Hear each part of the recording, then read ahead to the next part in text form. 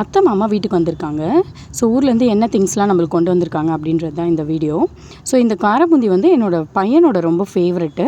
முருங்கைக்காய் நம்மளோட மரத்தில் காய்ச்ச முருங்கைக்காய் நல்லா பெருசாக இருக்கும், டேஸ்ட்டும் ரொம்ப சூப்பராக இருக்கும். அண்ட் எப்போவுமே எனக்கு சில்லி பவுடரும் ஊர்லேருந்து அவங்க கொண்டு வந்துடுவாங்க. ஸோ அதுவும் இந்த டைம் கொண்டு வந்திருக்காங்க.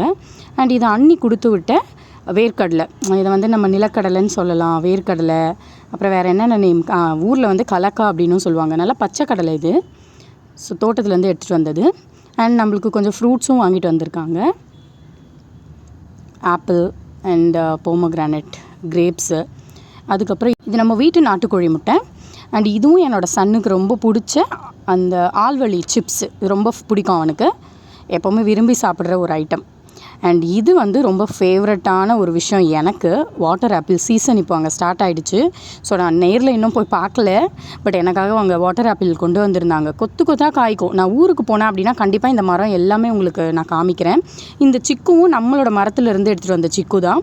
அண்ட் இதில் நான் காமிச்சிருக்க எல்லா விஷயமுமே வந்து எங்கள் வீட்டில், அத்தை வீட்டில் பின்னாலேயே வந்து தோட்டம் மாதிரி இருக்கும். நல்லா அழகாக அங்கேயே எல்லாமே இருக்குது. இந்த சுண்டக்காய் செடியிலேருந்து எல்லாமே வீட்டிலே உள்ளது. அண்ட் எனக்கு குட்டி ஷாப் வச்சு ரன் பண்ணுறாங்க. ஸோ அதனால் எனக்கு பிடிச்ச பட்டர் பிஸ்கெட், குட்டி குட்டி விஷயம்லாம் நான் ரொம்ப லைக் பண்ணுவேன். ஸோ அதுக்காக தான் முக்கியமாக இந்த வீடியோ உங்களுக்கு எல்லாத்தையும் காமிக்கணும் அப்படின்னு சொல்லிட்டு. ஸோ இந்த வீடியோ உங்களுக்கு பிடிச்சிருந்ததுன்னா நம்ம சேனலை கண்டிப்பாக சப்ஸ்கிரைப் பண்ணிக்கோங்க.